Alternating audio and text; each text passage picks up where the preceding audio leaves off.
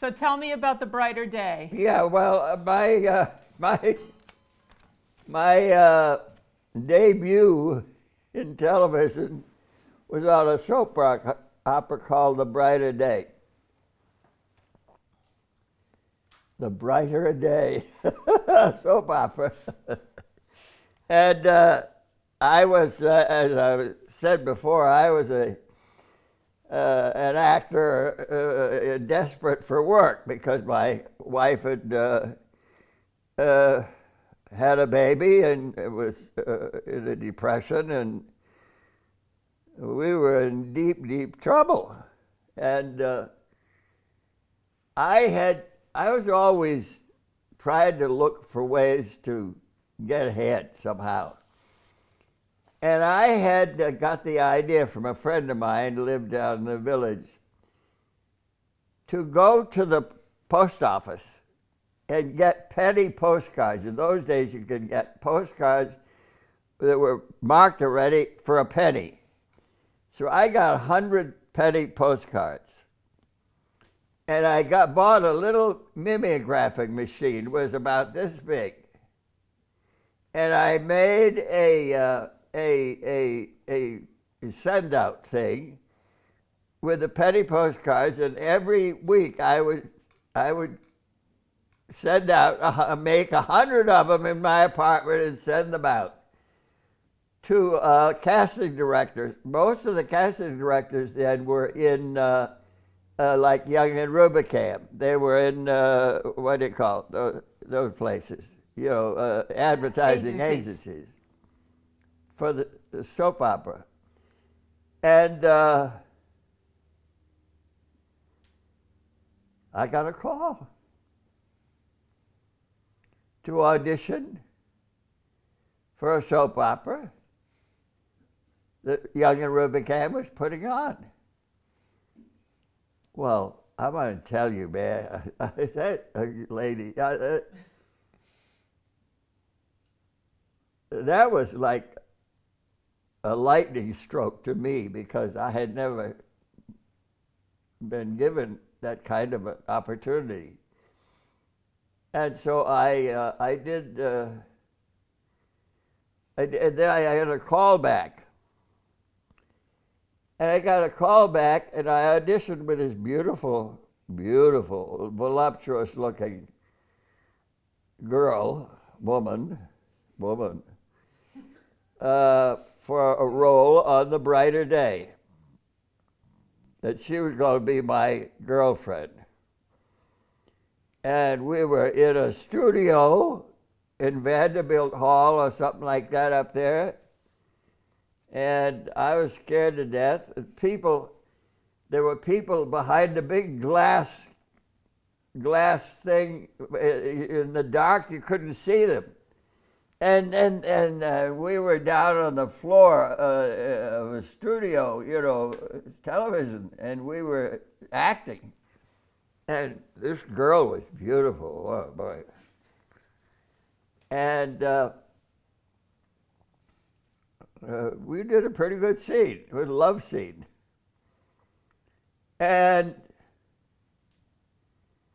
now I had worked like hell to try to get somewhere hopelessly for weeks and months. And here I am in this big studio, this beautiful girl, and there's people. And I did this scene. And they didn't dismiss us. They said, please wait right there, Hal. I waited. And a voice said, Hal, come on up to the booth. Well, I'd never had an experience like that, and I thought, come up to the booth, maybe that's good news. Maybe I'm going to, maybe. So I went up to the booth. There was all these people in the booth, and they was smiling at me. And I thought,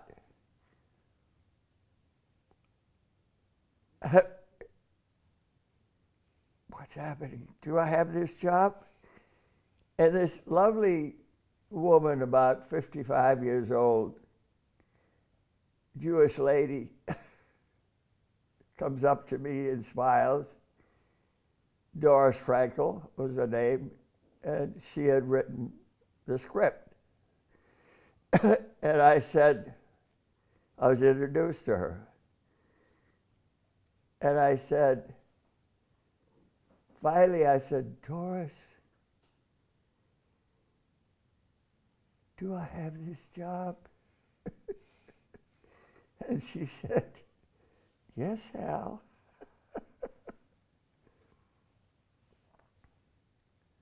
I want to tell you, it was one of the greatest moments I ever had. I had a job in a soap opera. I'm being paid $100 a week for doing 2 or 3 shows a week. I could buy food. I had a job.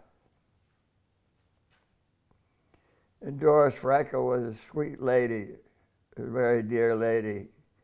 She looked at me, and it was because of her I got the job, I know. She got my message, you know. I got hers too. And I walked out of the street over to Park Avenue, and I had to stop and look at the stores because I was crying. I stopped and I looked at the store windows because I was crying. It was before Christmas, and I had no work, and I needed so badly. I needed a job, and I had a job, and I had a family with a baby, and I had a job. I never forgotten the gratitude that I felt then. I never forgot it. And so I was on that soap opera for 5 years. I played Grayling Dennis, the son of the family, troublemaking young man, Grayling Dennis on The Brighter Day. And I was a lucky kid. Very lucky kid. And I didn't have a chance to do much else because it took up all your time. But that was my start. And the other thing I did is, because I was always trying to work, I had a friend named Lovelady Powell, who was an actress I knew, but she was also a singer. She was a really interesting, very unusual, tall singer, and she working in nightclubs. And I got a job at night. I did the soap opera in the daytime. At night, I got a job doing Mark Twain, because she said, "Why don't you do Mark Twain?" So I went, and this little you walk down some stairs at 51st Street and 6th Avenue, was a club there. And maybe, I don't know how many people in the club, and, and I started doing Mark Twain at night. And I loved it. I mean, I loved the feeling of the nightclub. I loved the feeling of the blue lights, and the feeling of like you were in a private place and the audience was small. And then Lovey and I started, a friend of we started a club down in the Village. called upstairs at the Duplex. It was above the Duplex Bar and Grill. And there's a long story there, but anyway, we started a club there, and it caught on. It became quite a successful place. And the New York Times gave, Lovey got all the attention. Mr. Whitaker at the Whitaker on the Times, the nightclub guy, you know, he gave Lovey a big shot. So we became successful. So I did soap opera in the daytime, and I did Mark Twain in the club at night. And people would come into the club, you know, and go upstairs, and you see me come in with a white suit, the wig. What the hell is this? This what's the guy that sold Wheaties or something? And one night, Ed Sullivan came in. He'd been sent there by a friend of mine. And there was nobody in the club. It was just him and a friend of his. And he sat right in front of me. I mean, as close as you are. And I had to do my show for Ed Sullivan. Now, if you don't know what Ed Sullivan was like in those days, I'll tell you, he was God. He had the most powerful show on television. Anybody who could get on that show was like, oh. And here he was, and I did my show. I did the wrong stuff, but anyway, afterwards he said, I came back. I took my wig off and came back and sat with him, and he said, "Why don't you come to my my apartment tomorrow?" He says, do you have any other material? Because I had done something rather. I always do this. I always do the most daring, crazy thing instead of the easy thing, and I got myself in trouble.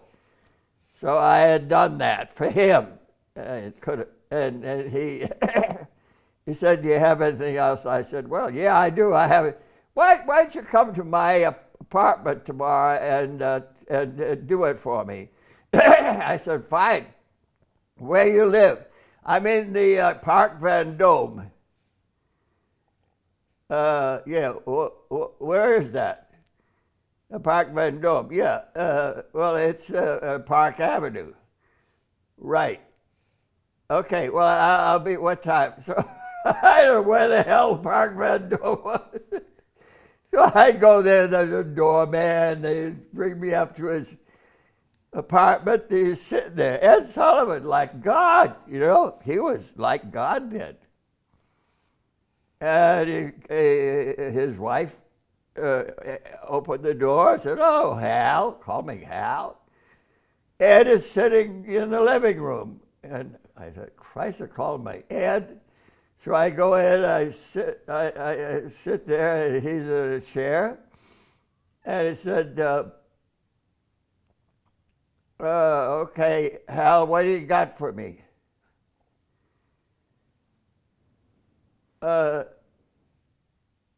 You mean you want me to do it right here? "Yeah, go ahead." No, I had to think, what the hell can I do? I got Ed Sullivan.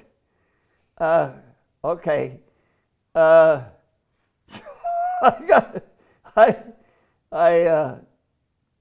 sat in the chair and I did a little bit of Twain. And he said, "Can you cut that to can you cut that to 6 minutes?" I thought, "Oh, I can't cut it. That'll hurt." "Are you crazy, Holbrook? Shut up. You're going to cut it if you have." And I said, "Yes, sir, I can." So I cut it. And he said, "All right, I think we could use that."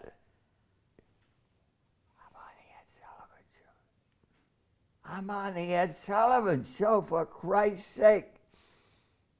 I mean, can you believe it? Me? Nobody. I'm on the Ed.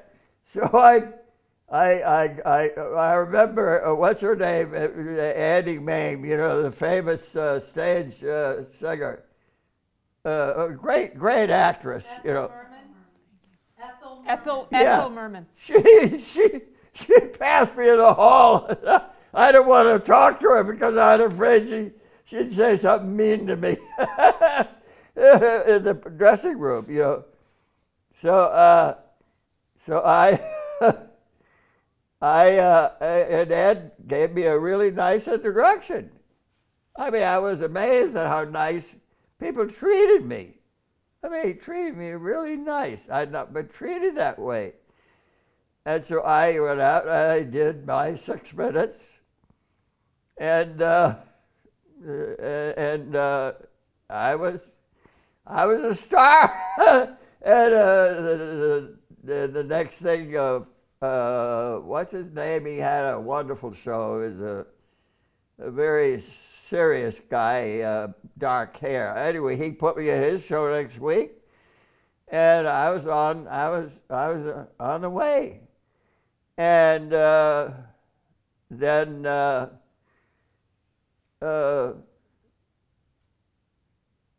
I guess somebody, I had a friend at the Lotus Club. We looked around for a place to do the show off Broadway. In a little Wurlitzer concert hall down in the basement on just off Times Square. In the basement. And so I didn't expect much of anything, you know. I mean, I'm nobody. Nobody ever heard of me. Nobody. And I went there, I went open. I did my show down there, and Walter Kerr, one of the great critics, and all these people came to my show, and I was so frightened when I walked on stage. You had to, it was a little tiny stage, and you had to sneak behind the curtain upstage to get to the other side to enter. And my hands were shaking. I was shaking all over. I was sure the audience could see me shaking. They thought it was part of the act of being old. And I did my show, and afterwards I went back to the apartment up on 107th Street, and we got the newspaper,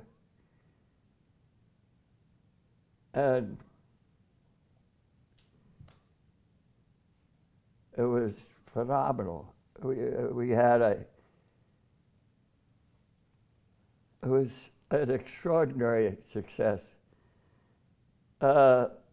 Life magazine called it the greatest set of reviews since My Fair Lady. That's great. My show, my little show. The greatest, the best set of reviews since My Fair Lady. Life magazine. Well, that was the beginning of hell. That was really tough because everybody wants you. They want to interview you. You're fighting all these feelings. You just want to do your job. You get to the theater, do your job, you're exhausted. You have no strength left. And everybody's pushing you around. And my wife, who was an actress and a very fine one, was sort of left in the dust for a while. And that was very difficult, you know. We'd worked together for years. And suddenly I was a big star, if you can call it that. And she was just an actress. Very hard. We had a little baby. And so we had a tough time. Very tough time. We tried to do the best we could, but the marriage busted up. Yeah. Sorry about that. I wanted to shift gears, if I could, and talk a little bit about another TV show you were on. In the late 60s and early 70s, you worked on a number of shows that were called The Bold Ones. Yeah. That the shows tackled a lot of social issues, important topics of the day. Can you? I didn't quite get everything you just said, but The Bold Ones was the name, the omnibus name for a show that had a couple of different shows in it. Ours was called The Senator.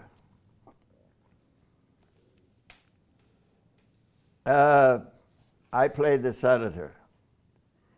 It was 1971.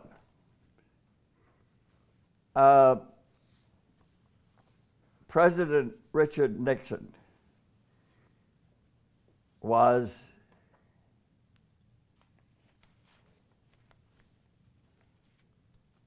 fighting against the rebellion created by young people. Kent State was a very famous incident that happened at the time. The governor of the Ohio National Guard sent the National Guard there, and they killed a kid. They killed a child. Yeah, they killed kids. That really did it.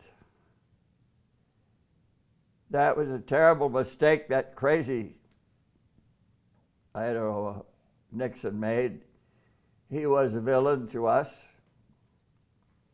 and I was fighting against him. And our show, The Senator, which nobody knows anything about now, was the leading television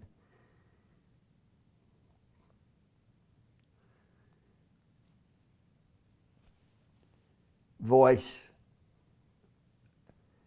for the young people and against the president. We fought the president and the crazy vice president. And we were given tremendous press.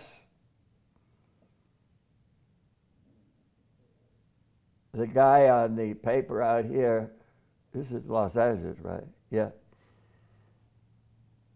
He wrote really extraordinary piece about our show and what it did.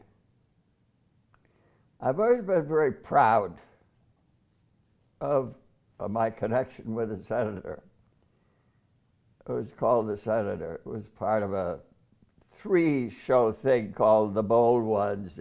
Bold One, give me a break. But anyway, our own show. We weren't bold. We were just The Senator, and we were the ones that we won the Emmy, and I think we won awards. We went out and knocked them dead. And we were so good, they canceled us. We were so good, NBC canceled us. And I have never forgotten it. I have never had any respect, real respect for television since then, because it's a cowardly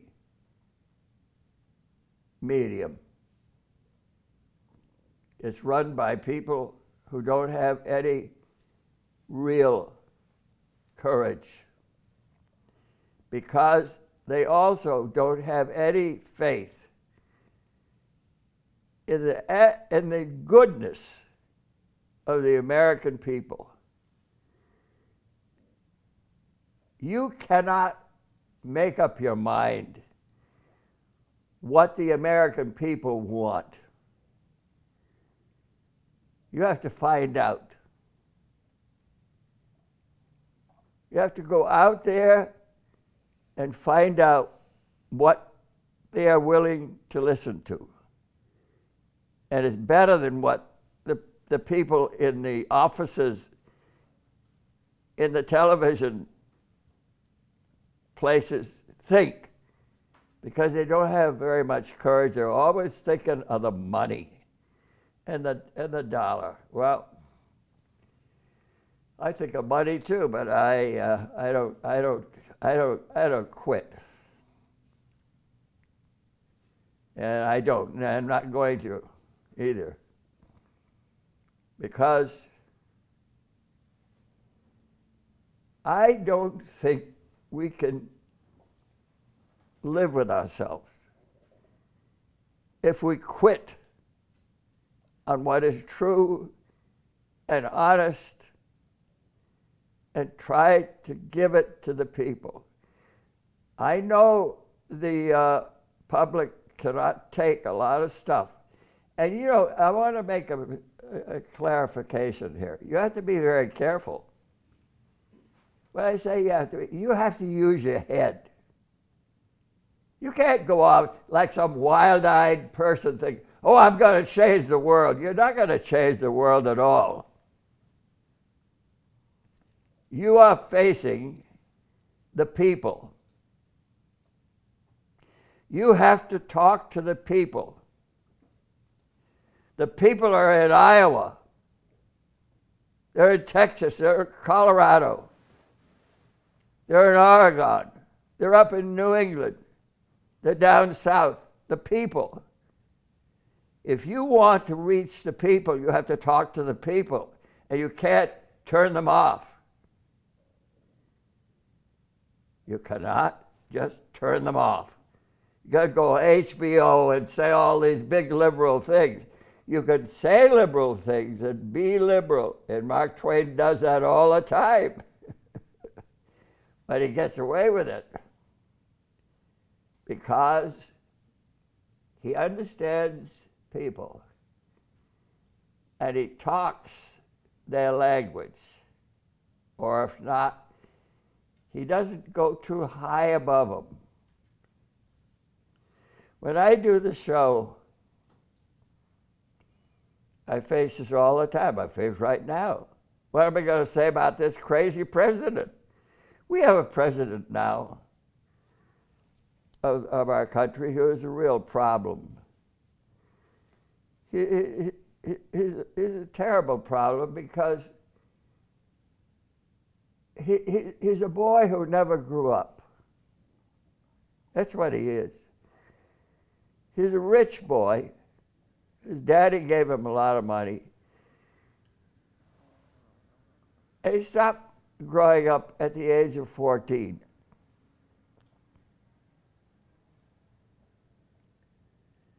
Now, you could say all kinds of things about him and, you know, say some positive things about him too.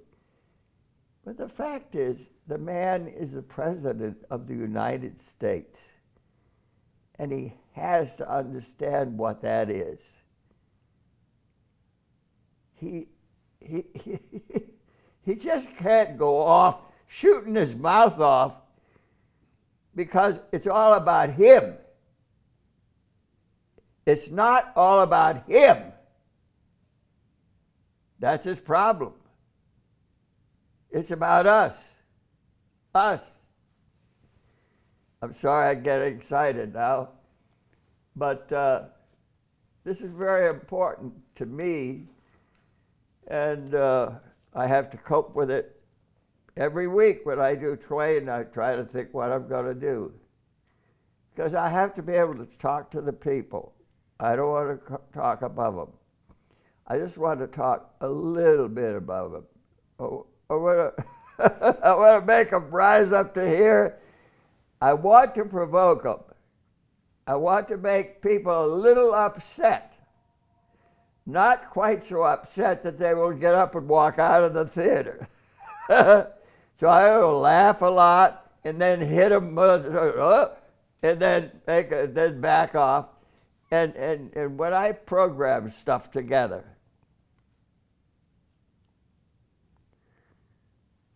I think of that, and it's very important. It's not just about me. That's the thing you have to understand, which is what I knew when I was a young actor, going out. I learned it on school assemblies. I learned what the audience was like, how tough they were, how hard it is to reach them, how you have to sweat like a dog, living in crummy hotels with cockroaches.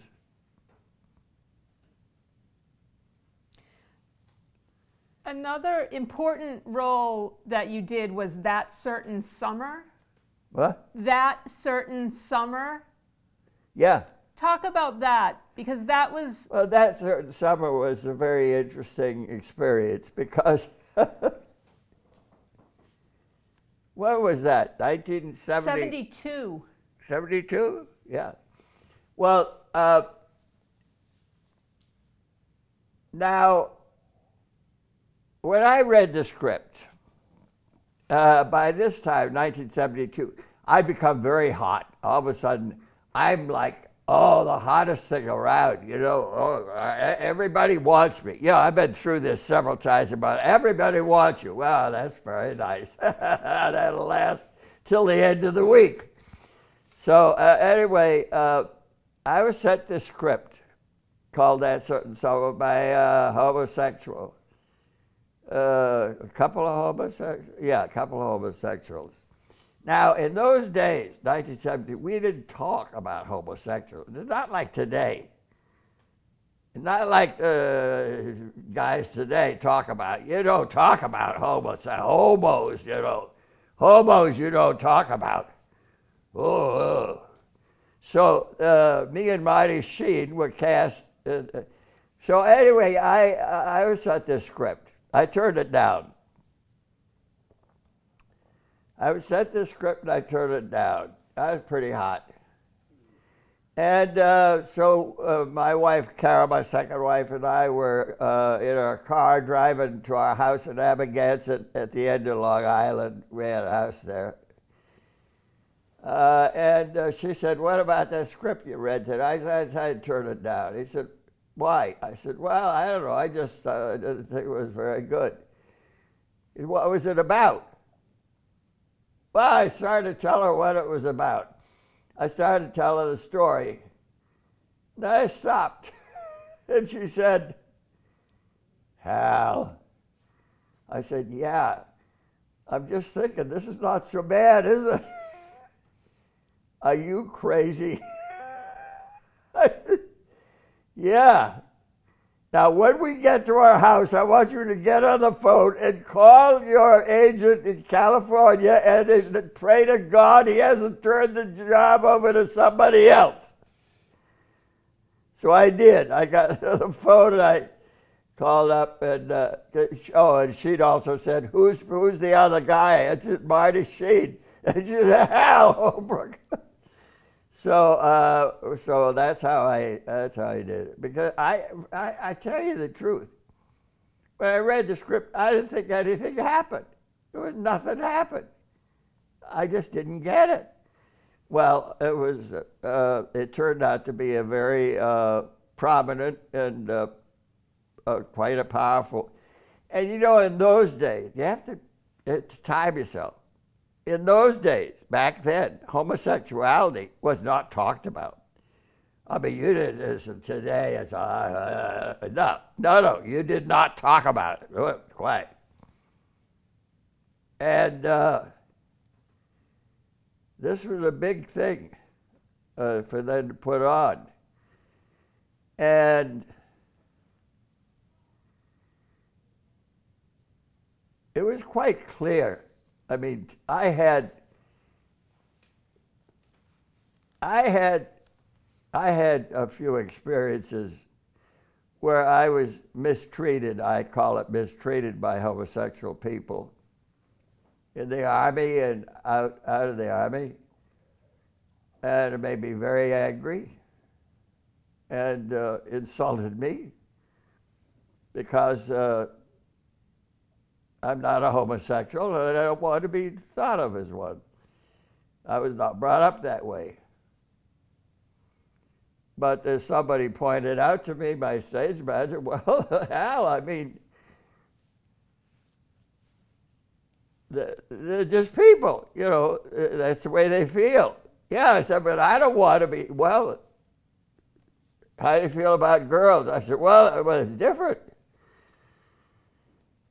Anyway, it's complicated. But in principle, there's a principle here, and the principle is what attracted me. And the principle of fair play, honesty, decency. That's it, kid.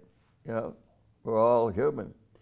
So when I got on the phone, I called my agent, and I took the job. Well, of course, it turned out to be naturally, you know, it's like anything else in show business. It's like, oh my God, what? They're having a whole back there. You know, suddenly we're the biggest thing around. Oh, we've just been discovered. Oh God, oh, it's so phony. So we were a knockout. Me and Marty, we were like, well, nobody. I mean, we were very daring. We were, you know, so it was a big hit. And not only that, you know, by the time we did the show, by the time we didn't play a couple of gay guys. You know, I mean, we did the show, me and Marty, we're a couple actors. We vaguely knew each other. We're a couple of actors, that's all. We were playing funny things with our head, nothing. We played human beings. We knew a lot of people who were gay. They're a friend. I mean, 85% of my friends are gay. They just are. So, I mean, for a long time, I didn't even know half of them were. I didn't know it. So, this was an interesting experience. And the interesting also in how the subject of the people were perceived by the public.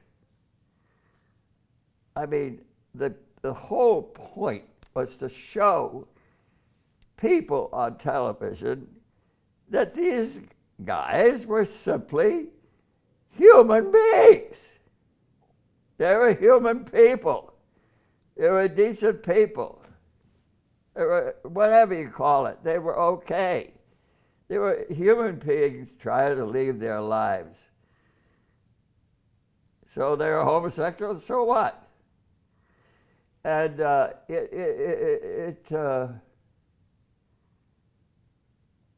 you know, I've had people, not anymore, it's been so long, but for quite a long time, I would have people stop me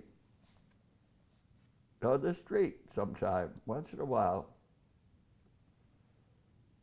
and just thank me.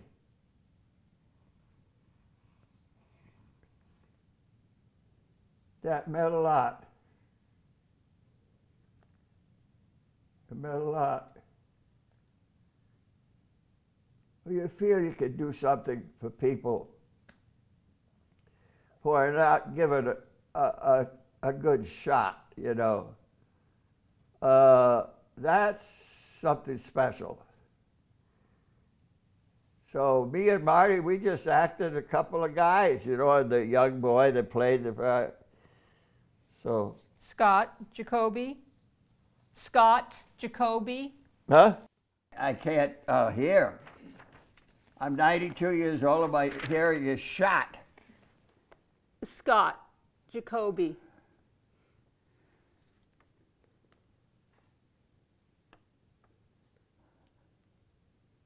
It's okay. Oh, Scott Jacoby, for heaven's sake. Yeah. Oh, him.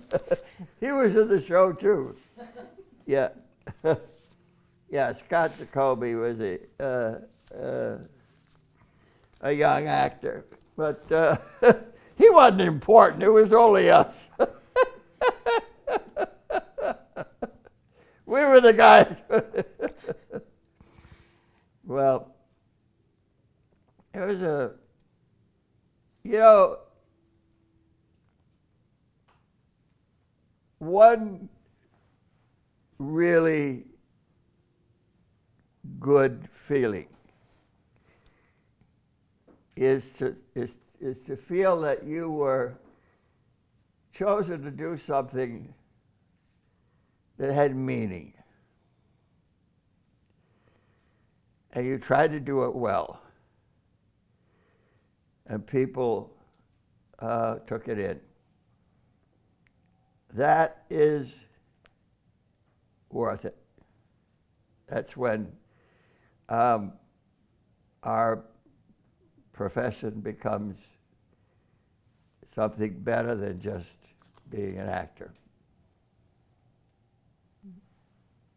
Do you remember any censorship? The senator? Censorship on that show? Censorship? Censorship? I don't remember anything about censorship. I don't remember were they censored it? I don't think so. Nobody told me I couldn't do nothing, say nothing. See, you know, the thing is, part of the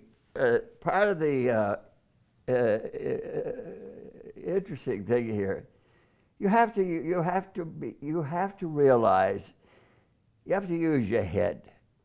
When you get a hold of a cause and you want to really teach people something, you have to be real aware that there are all kinds of people out there.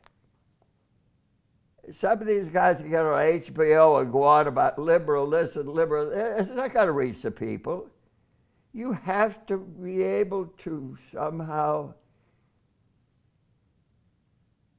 talk to everybody and talk tough and talk strong, but not be a damn fool, because you're going to lose half your audience. This is a big country. We have an enormous number of people up there who do not think. They don't think. The American public does not specialize in thinking. They want to watch something or want to watch football, whatever. You know, I love football. They don't think. Most of the public is afraid of thinking. The television public is afraid of thinking too much because they might get in the way of a neighbor who's thinking something else. That is one of the problems that you have in any country, I suppose. There are people that think this, people that think this, and if you have a democracy, you have to respect them. maybe you don't respect them too much, but you have to be aware of them, and you have to try to be honest about them. And also, if you have an opportunity, if you can, you have to try to find a way to help them take all this new stuff in. It's very hard for a lot of people. It's not easy. Some people just nothing. Them you're defeated. You can't do anything with these people. You have to try somebody else. What do you like about acting? What? What do you like about acting?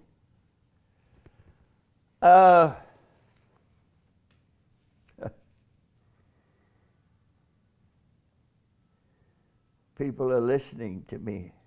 They're hearing me. It's a feeling, the first time I walked on the stage at Culver Military Academy in a play called 7 Keys to Baldpate. I walked out on stage. I was the first one on stage with another guy. And I'd never been in front of an audience in my life. And when I started to talk, I got a feeling I had never experienced before. I realized the people were listening to me. They were listening.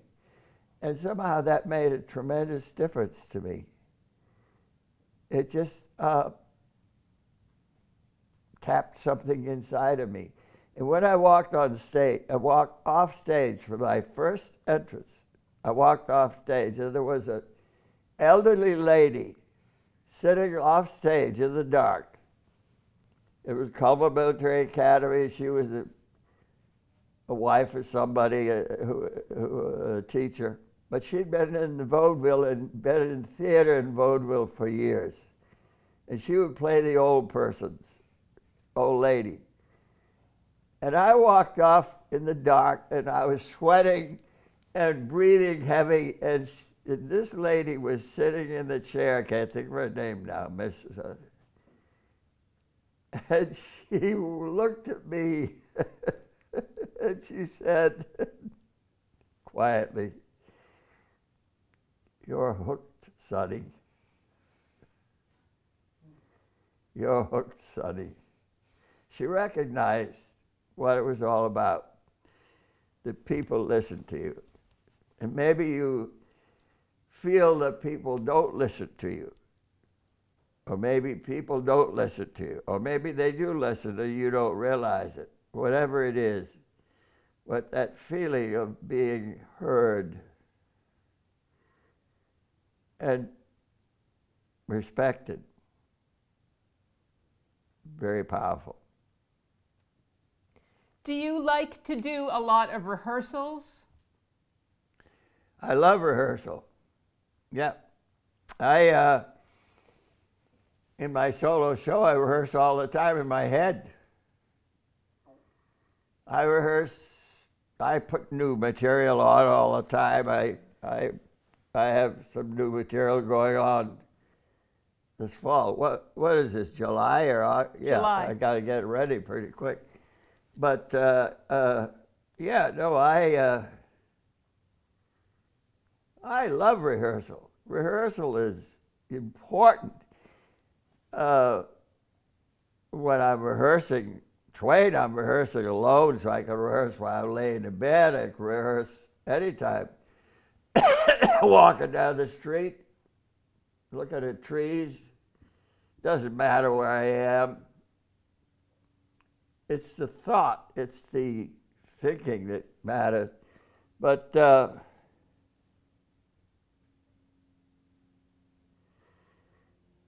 thing is, rehearsing is important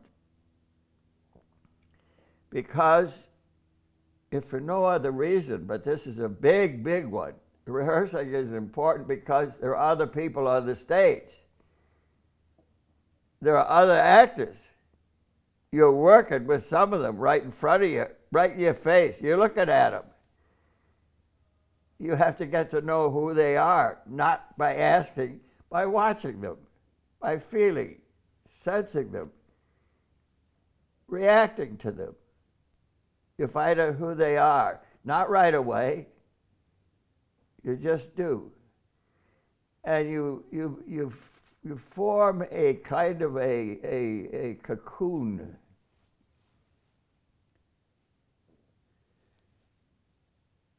You kind of form a little army to fight against the world, you know. you become a warrior in a way to try to make a statement about people or life or whatever. But one of the things, maybe the thing that means most to me about my work, and this may sound kind of funny because I do a solo show, it's because of the other actors in the theater. It means more to me to be a part of an acting company, to be one of the actors in an acting company. One of the actors, that's all that matters to me. I never cared much about stardom and all that crap. Basically, it's just a pain in the ass. But being a part of I don't want to call it a family, but it is. I never had a family. Maybe that's it. I don't know. Maybe that's it. But to be a part of an acting company is like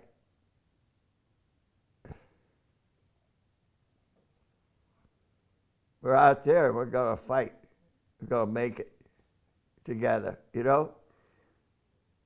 And it's a powerful thing. And you get to know more of the insides of another person because you're looking in their face, looking in their eyes. Very hard to hide from another actor when you're working on the stage with them. It's very hard to hide. People who find it hard to be vulnerable and don't want to be vulnerable cannot shield themselves on the stage. They're trapped. You're looking at them. You got them. You nailed them. They have to attack back. And it's a very confrontational process. And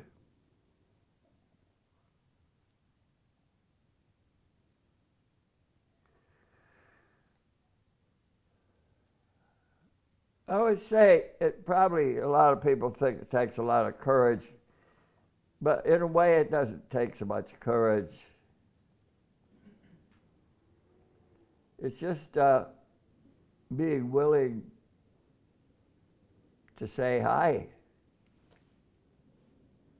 being willing to step forward and say hi, you know. You've been called a character actor. A character actor. Yes, I'm a character actor and proud of it. I love playing characters. The one thing I never wanted to, I was always trying to hide myself. You know, when I was a young actor, I'm still doing it. When I was a young actor, people made fun of me. But I was in summer stock, or I was wherever the heck it was, in a theater. People made fun of me, I mean in a nice way, because I would take hours to make up. And I played characters. I would play a character or an old man, you know. I would get to the theater 3 hours before everybody else. I would work on my makeup, and people would say, Jesus Christ, he's in there working on his makeup. You know, I became an expert with makeup. I loved makeup. And I would want, my goal was to change myself into somebody else. I didn't know, I did not want people to recognize me. But the greatest compliment I could have in Granville, Ohio, where Denison University was, a little tiny town. When I would do a show in the theater there, and if I walked down the street the next morning and somebody said, were you on the show last night? That was it, I'd made it. I didn't want them to recognize me. I would have wigs, beards, you know, 1 hour clothes. I became rather well known for eccentricities of that kind. But to me, yeah, I'm thinking of that role I played where it was, yeah. That's a very dear friend of mine, Richard Corson. Dick Corson, he wrote one of the major, at the time was the major makeup book in the business. The finest, the makeup book everybody read. I don't know if they read it now, but in those days it was. You lived down in the village, and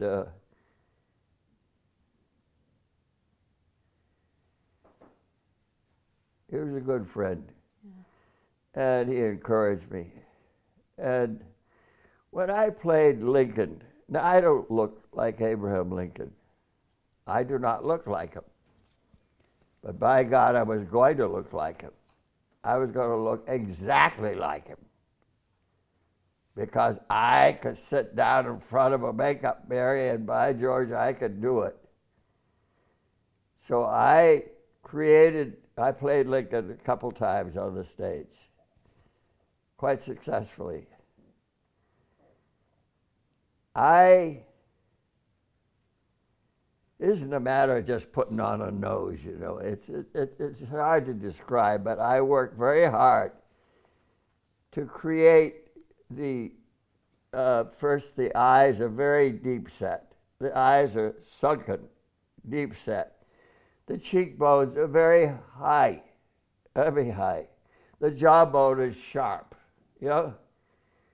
The eyes have a certain quality of darkness. These are all things that you have to work with. You work with shadow and color, or prosthetic pieces if you have them. In those days we didn't. And you come up, I have some pictures around here of myself as Lincoln upstairs, you know. It's really quite extraordinary. I mean, you would never know it's me. That's part. But I mean, you think it's Abraham Lincoln. I was going to be Abraham Lincoln.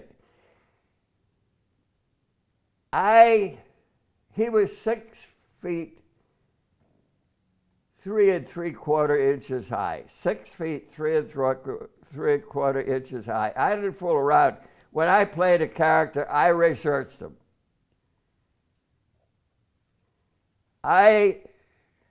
You know, some actors play Lincoln, and they get a boot, and they put a sole on the boot about 2 feet high and call themselves Lincoln. I had boots made. And I had the lift on the inside of the boot, because it's a boot. And I had a 2-inch or 2.5-inch lift inside of the boot. Nobody could see it. Nobody. I knew it was there, but that's it. And then maybe the sole was a little thicker, because in those days in the country, the sole was a little thicker and the heel was. So I'd get up to 6 foot 3 inches. Height. Abraham Lincoln was short-waisted. He was long-legged and he was short-waisted. From the waist to here, he was short-waisted. His shoulders were narrow and sloping, but narrow, and his arms were long. It gave him a big advantage in wrestling matches, you know. These are all things that are important about Abraham Lincoln. And people who try to play Abraham Lincoln don't know. They make me so angry, I can't even stand to look at them. Because it's all part of being Abraham Lincoln. You cannot play a man 6 foot 3 3/4 inches high, short-waisted, with long arms, who was used to fighting when he was younger, who used to lifting things, because in those days you had to lift. You lifted things. You can't play a man who does that and walk around like we do today. You can't do it. He picked things up. He'd go to move that table, he'd pick the whole goddamn table up. You're not afraid of lifting things. It's important to know these things. And you can create a character on the stage by the way you lift things, by the way you move, by the way you pick things up. One of my earliest, what I would call achievements, Harold Clurman, whom you guys probably don't even know who he was. Harold Clurman was one of the greatest theater people we ever had in this country. He was a member of the group and all, but still he was independent. He wrote books. And he was a theater critic for the Nation.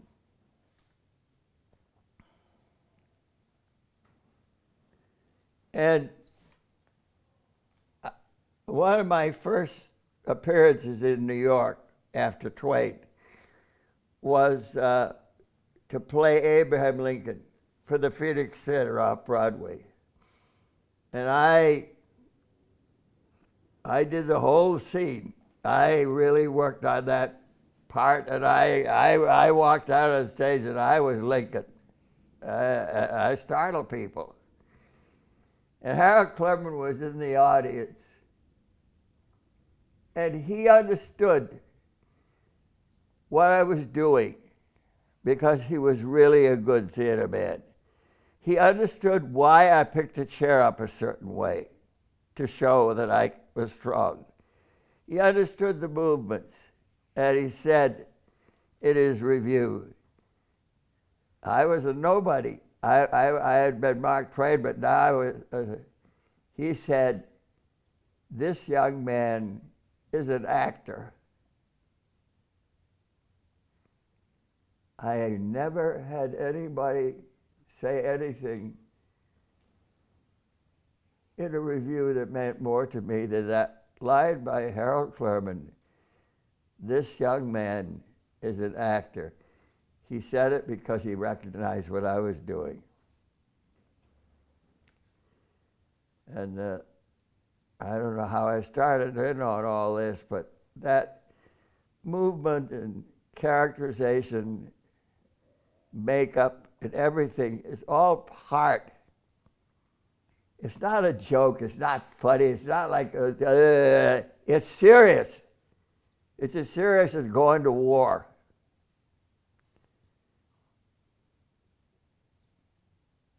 You played Lincoln a few times. Yeah. Did you always play him the same way?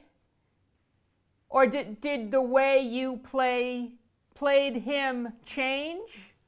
Do I play him the same way? Every time? Well, I don't know. I don't think, I don't repeat myself knowingly. I mean, I'm not that kind of an actor. But it depends on the script to begin with. It depends on North and South was not a good script.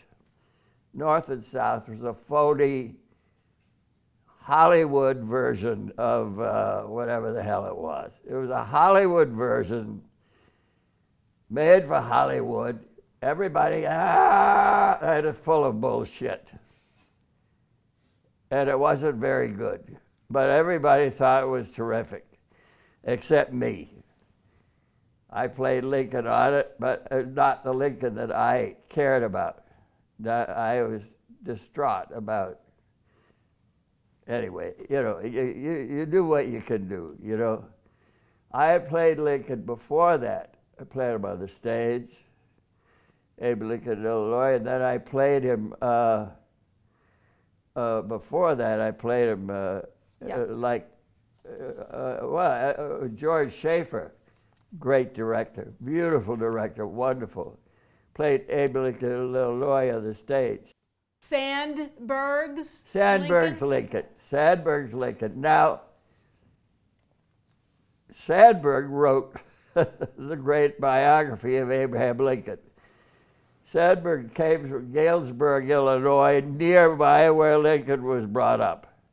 He knew more about Lincoln than you and I'll ever know.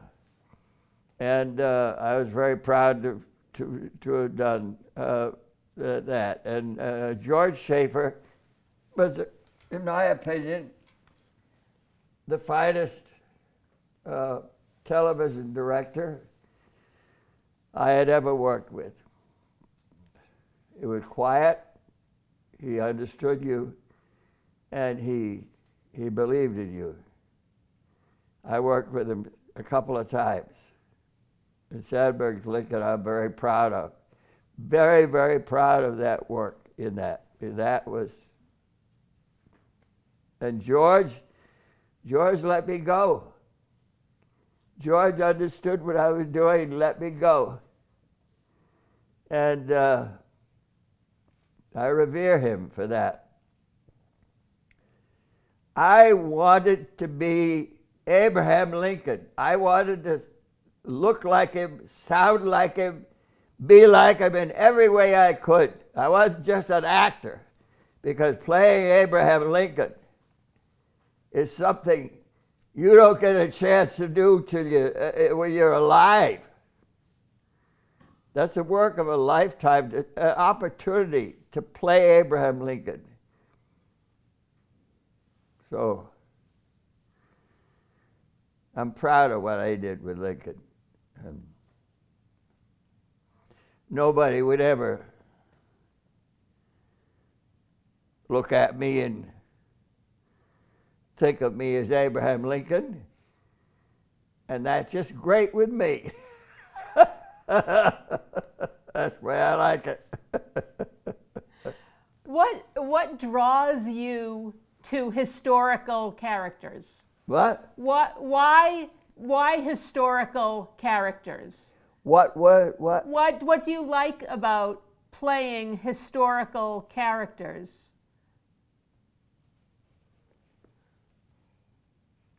He was a countryman. He was a hick. He had mud on his shoes from going down to the barn. He was always a countryman. He talked country. When he talked to somebody else, whether it was some guy in his home, whatever, or a politician, he would talk in country. And It was very important that the person writing the script on these shows could understand the lingo, could understand the way of talking of people in that part of the country. It's very important. You know, you have to have the right dialogue. And sometimes we did not. North and South that was a Hollywood version. Sandberg's Lincoln, that was written by a number of very fine writers who really understood what they were writing about. They understood Abraham Lincoln. That was good. North and South, big Hollywood bullshit. But Sandberg's Lincoln, we had, you know, what was her name? Beulah Bondi. What? Beulah Bondi. Beulah Bondi. Beulah Bondi. Thank you, Joyce. Beulah Bondi. Beulah Bondi was an old actress who'd done a lot of pictures, a lot of big-time pictures in her life. She was in Hollywood. She came from southern Indiana, right where Lincoln lived. She came from there. She knew the people. She played Lincoln's mother. And the guy that wrote, we had 6 different people writing, but the guy that wrote that script really understood the way of talking. And he gave her a line that I've never forgotten because it was so perfect. A piece of dialogue that was so perfect.